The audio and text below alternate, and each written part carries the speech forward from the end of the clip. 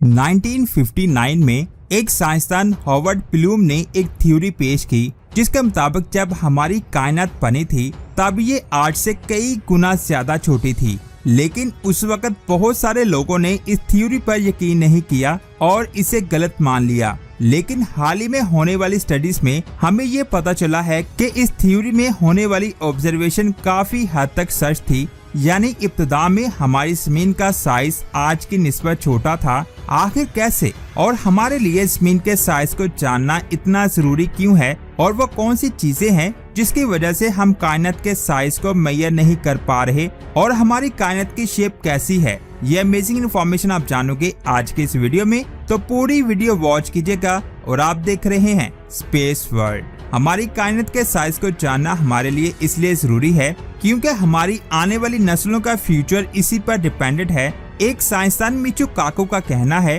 कि जैसे जैसे हमारी कायनात फैल रही है ये उसी तरह ठंडी भी हो रही है। यानी उस साइंसदान का कहना है कि अगर हमारी जमीन के अलावा कायनात में कोई और भी जमीन है तो वो फ्रीज हो जाएगी। जब हमारी कायनात बनी थी उस वक्त वो बहुत ज्यादा गर्म थी, लेकिन बिग बैंग के बाद इसने फैलना शुरू किया। जैसे जैसे ये फैलती गई कायनात में मौजूद स्टार्स और गैलेक्सीज एक दूसरे से दूर होते गए और कायनात की गर्मी कम होती गई, जिससे हमारी कायनात ठंडी हो गई। और अब जैसे जैसे ये फैलेगी हमारी कायनात और ज्यादा ठंडी हो जाएगी और कायनात में मौजूद हर स्टार और सितारे का टेम्परेचर कम हो जाएगा और वो जम जाएगा। अगर उस पर लाइफ हुई तो उसके लिए जिंदा रहना बहुत ज्यादा मुश्किल हो जाएगा। लेकिन अगर हमारी कायनात ने फैलने की बजाय सिकुड़ना शुरू कर दिया तो हर चीज वापस चली जाएगी और एक नए बिग बैंग पर खत्म होगी। लेकिन अभी कायनात सिकुड़ने की बजाय फैल रही है और कुछ अरब सालों में वो तमाम गैलेक्सीज एक दूसरे से इतनी दूर चली जाएंगी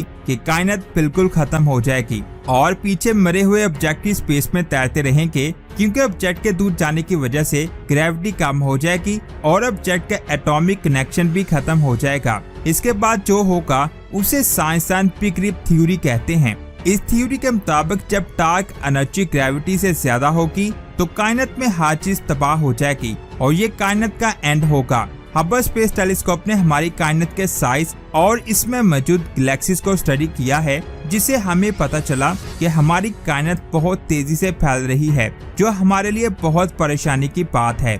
एक साइंसदान एडवर्ड हबल ने आज से बहुत साल पहले 1929 में ये बता दिया था कि कायनात बहुत तेजी से फैल रही है। उसके मुताबिक हर गैलेक्सी हमसे 310 मील फी सेकंड की रफ्तार से दूर जा रही है और आज 100 साल के बाद साइंसदान ने ये डिस्टेंस 26 से 42 सेकंड बताया है। आखिर ये इतना फर्क क्यों है? मसला ये है कि हबल कांस्टेंट को मेजर करने के दो तरीके हैं। पहले तरीके में ये देखा जाता है कि हमारी कायनात के करीब मौजूद गैलेक्सी हमसे कितनी रफ्तार से दूर जा रही हैं और दूसरे तरीके में कॉस्मिक माइक्रोवेव बैकग्राउंड को देखा जाता है। अलेक्जेंडर फ्राइडमैन की theory the standard model of modern cosmology के मुताबिक इन दोनों मेथड के फीचर्स आपस में मैच करने चाहिए, लेकिन हबल की कांस्टेंट वैल्यू सिमिलर नहीं थी, जिसका मतलब ये है कि कांस्टेंट वैल्यूज को मेजर करने का कोई एक तरीका गलत है। ये ऐसा है कि हम अपनी कायनात के बारे में कुछ नहीं जानते। ये सिर्फ हबल कांस्टेंट नहीं है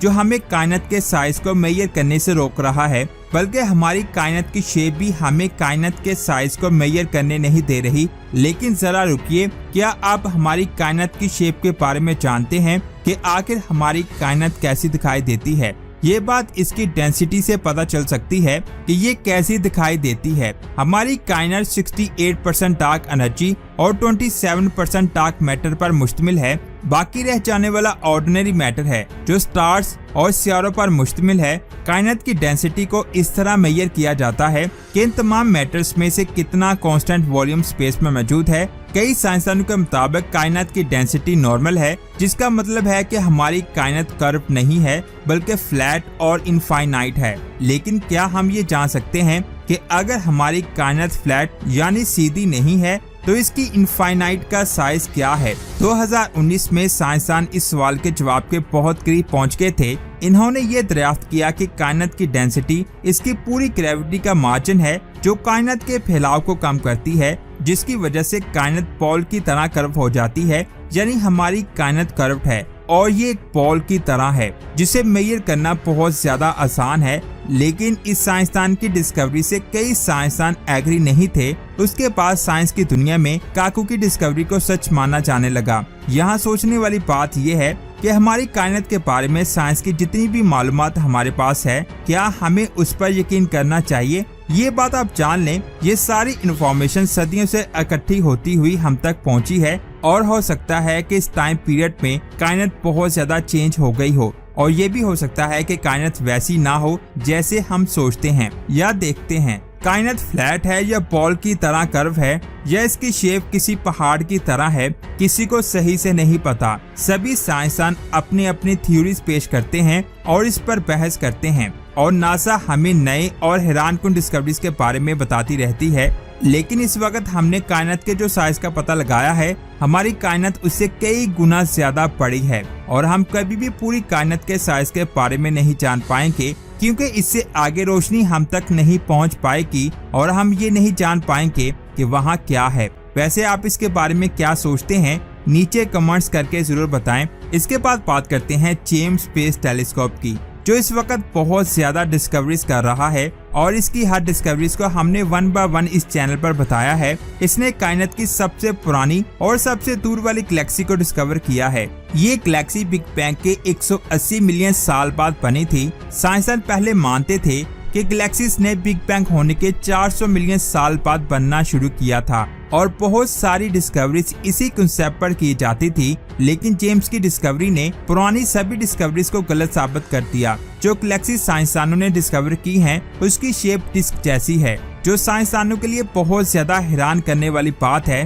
क्योंकि साइंसदानों का मानना था कि गैलेक्सीज को डिस्क शेप में बनने में हजारों मिलियन साल लगते हैं। लेकिन कायनात बनने के 180 मिलियन साल बाद ही ये डिस्क बनी है। लेकिन कायनात बनने के 180 मिलियन साल बाद ही ये डिस्क शेप में कैसे हो सकती है?